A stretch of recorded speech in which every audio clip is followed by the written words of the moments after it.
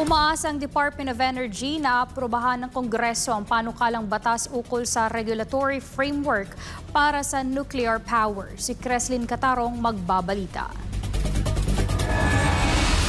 Kumpiyansa ang Department of Energy na aprobahan din ng Senado ang panukalang batas na magtatatag ng regulatory framework para sa nuclear power sa kabila ng mga limitasyon sa oras. Sinabi ni DOE Secretary Rafael Lutilla na inaprubahan na ng Kamara ang nasabing panukalang batas sa ikatlo at huling pagbasa nito. Gayunpaman, ang nasabing legislative measure ay sumasailalim pa rin sa deliberasyon ng Senado. We are optimistic that the Senate will be able to move it forward and therefore be able to come up with the legislation during this Congress.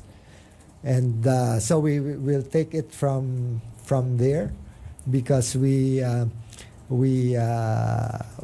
strongest when both the executive and the legislature speak with one voice. Nang tanungin si Lutilla tungkol sa mga benepisyo ng pag-adopt ng nuclear energy, lalo na tungkol sa kung magkano ang matitipid sa gastos sa kuryente, sinabi niyang mahirap magbigay ng isang tiyak na sagot dito. Kaya naman isa sa mga hiling ng DOE sa Maharlika Investment Corporation ay ang pagsiyasat sa aspeto ng pinansyal ng nuclear power development.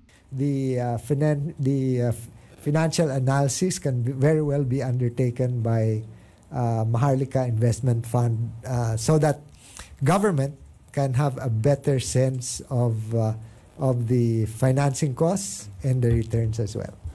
Inihayag naman ni Maharlika Investment Corporation President at CEO Rafael Consing Jr.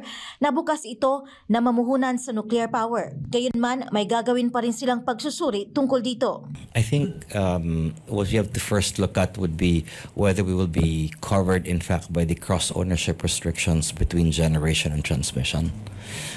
So conceptually po, we will be open to it, but we just want to make sure that we're in fact staying within what we're allowed under the law. Samantala, isinalaysay ng Energy Secretary na hindi lamang isa o maliit na grupo ng mga kumpanya ang pinagtutuunan ng pansin ng pamahalaan sa pag-adopt ng nuclear technology.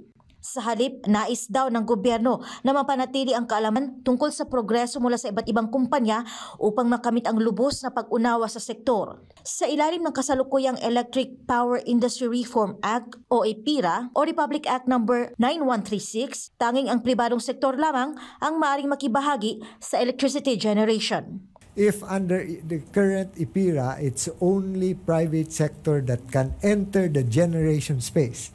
It's not even the government, then we will have to work with private sector to bring in nuclear power. Para sa Diyos at sa Pilipinas kong mahal, Creslin Catarong, SMNI News.